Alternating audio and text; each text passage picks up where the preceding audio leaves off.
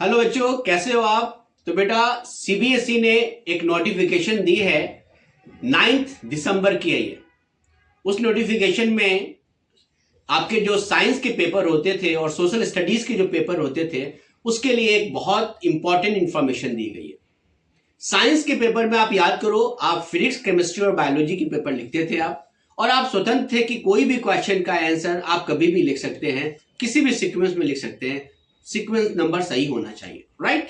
अब उन्होंने कहा नहीं, ऐसा नहीं चलेगा। अब आपने क्या करना है, ये साइंस को उन्होंने 3 सेक्शन में बांटा, सेक्शन ए, बी और सी। ए में उन्होंने रखा बायोलॉजी को, बी में रखा है केमिस्ट्री को, और सी में रखा उन्होंने फिजिक्स को।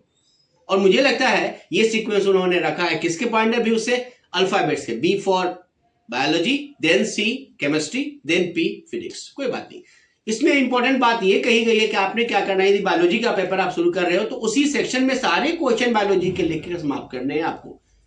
फिर फिजिक्स का आपने करना है तो फिजिक्स का जो आपका सेक्शन 3 है, सी है, उसमें पूरा लिख के खत्म करना है।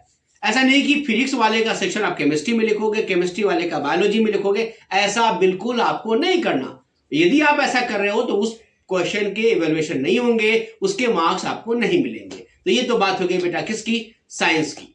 अब बात करते हैं हम लोग सोशल स्टडीज की। उन्होंने उसको 4 सेक्शन में बांटा है, section A, B, C and D.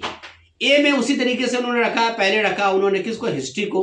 B में रखा है उन्होंने किसको, ज्योग्राफी को। सी में पॉलिटिकल साइंस और डी में इकोनॉमिक्स। और उसी तरीके से जिस सेक्शन को आपने शुरू करना है उसी सेक्शन में आपको उसको समाप्त करना है, तभी जाके आपको पूरे मार्क्स आएंगे। और मुझे लगता है जो टॉपर बच्चे होते हैं वो पहले से इसको फॉलो कर रहे हुए थे, तो उसको सबके लिए ये रेगुलेट कर दिया गया। So this is very recent news, और इस बार के एग्जाम में बेटा आप इसको फॉलो करो। And from my side, all the best for your board examination. God bless you.